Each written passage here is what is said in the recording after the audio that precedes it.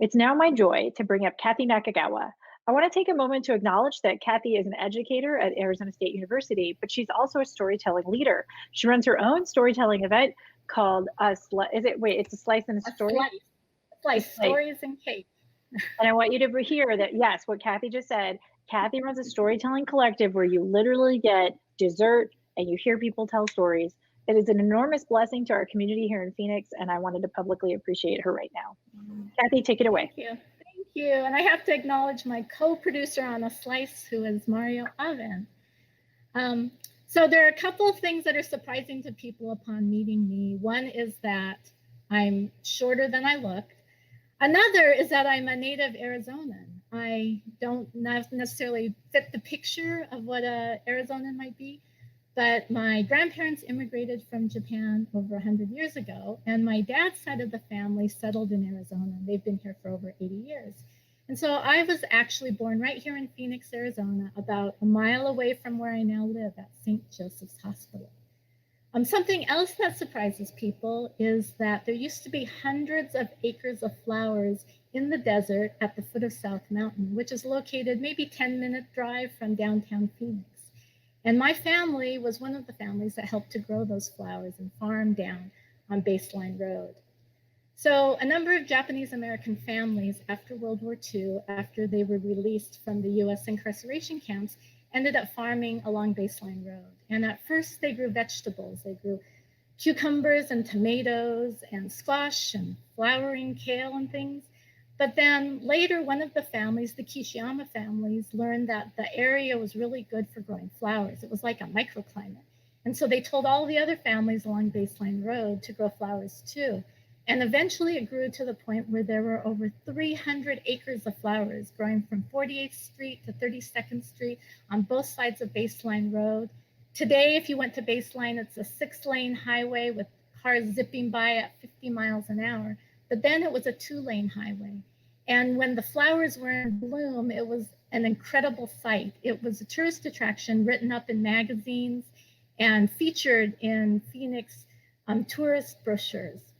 So on the weekends, when I was a kid, I remember the cars would be driving so slowly along Baseline Road. They would be bumper to bumper. And on Sundays, you would see whole families in their station wagons, and they'd pull over and they'd climb out of their station wagons, still dressed for church.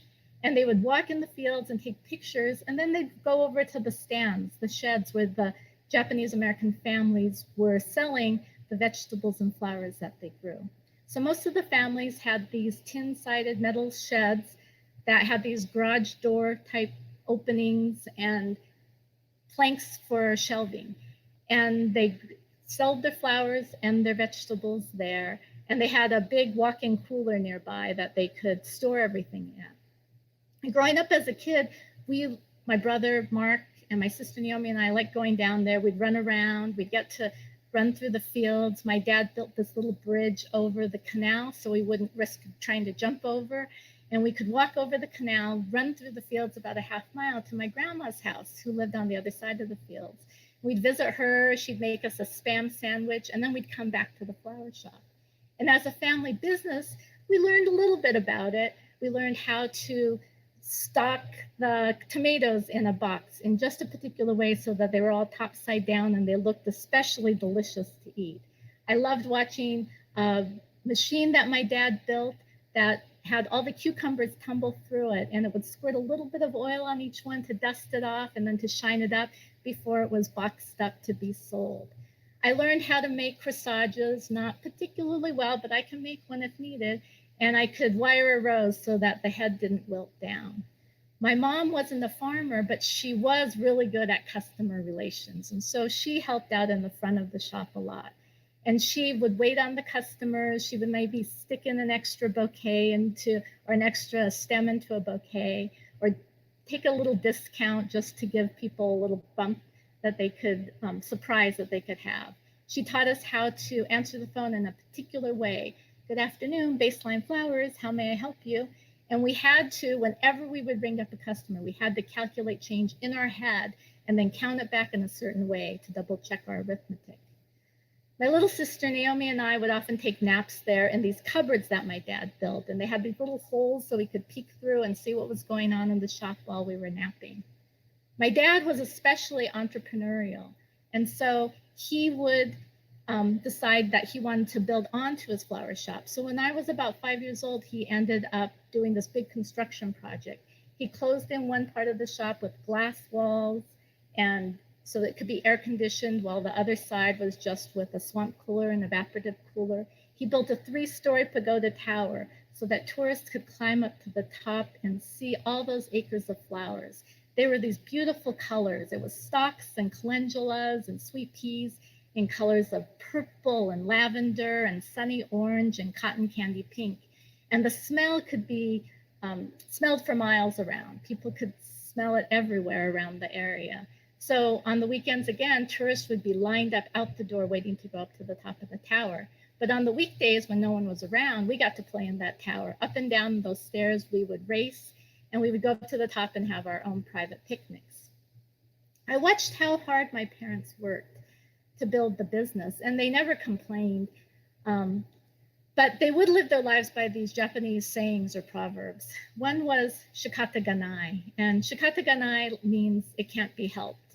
It's a saying that happens when you face something that's challenging and you've just got to not dwell on it. You have to move on. So they would say shikata ganai, let's keep going. Another one was gambatte, which gambatte, stick with it, persevere, do your best. So they would say that to us when we maybe would want to complain or give up a little bit. My mom was also very fond of this other saying, saru mo ki kara uchiru, which literally means even a monkey falls from a tree. And she would use it, for instance, when I came home from school one time and I had gotten 100 on a test, and there was only one other kid who had gotten 100 on that math test, and I wanted to be proud of that and show my mom. And she would say, ki kara uchiru mo, ki kara saru mo uchiru. And I would say, okay, because she would say, you can't brag, you're going to get a big head, don't be overconfident. Even a monkey falls from a tree. And it wasn't until years later that I learned that 99% of Japanese people usually use that in a situation to say, everyone makes mistakes, but not my mom. She wanted to make sure we stayed humble. So I grew up and I went to college and grad school, and I had my first job in California. And I was living there when I got a call from my mom one morning, and she didn't usually call me in the morning. So I was worried, and she said, the shop caught fire. So she said it was really bad. The plume of smoke could be seen for miles, so much so that the news sent a helicopter over to capture everything. So I was married by that point in time, and my husband Tim and I came to Arizona to see what we could do to help. And it was pretty devastating. The part of the shop, the original part with the metal siding, had been completely destroyed. And the other part of the shop had a lot of smoke and water damage. And the tower itself was completely gone. It had completely gone up in the flames. So we tried to help clean up. We tried to pick out things that could be saved, vases or little ceramic containers that were shaped like teddy bears. But what was hardest was that it turned out my parents were underinsured. And so it wasn't even clear to what extent they could rebuild or reopen. And my brother and sister and I were there, but we never openly talked about whether they should rebuild or not. And I think all of us were thinking maybe they shouldn't. They were pretty old at that point. Maybe it was time to retire. So I left after a week. We went back to California, and a little while later, my dad called. And my dad rarely called me, but he called and he said, your mom decided we're going to rebuild. So that was it. They decided to rebuild the shop. They were living by those proverbs. Shikata ganai, it can't be helped. We're just going to keep going. Gambatte. So they did. They rebuilt with friends' help and neighbors' help and bartering, which my dad is very good at. They were able to reopen the next spring, and they had a big party to thank everyone for that.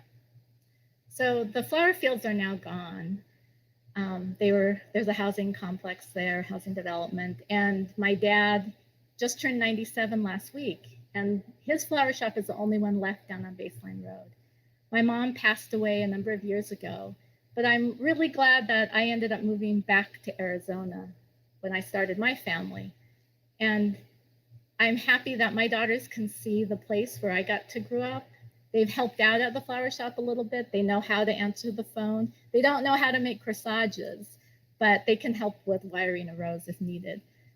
My dad sits at the desk that's charred by that fire, and there's still my mom's handwriting on some of the boxes that store things. And the cupboards where my sister and I napped are still there, but they hold supplies. Because my dad's so old, he sometimes complains now. He's like, oh my gosh, I can't see, I can't hear, I can't walk, my knees hurt. But he still goes down to the flower shop 5 days a week, Monday through Friday. And he's living that lesson that he taught me so long ago that my parents taught. Gambate. Persevere, do your best. Thank you.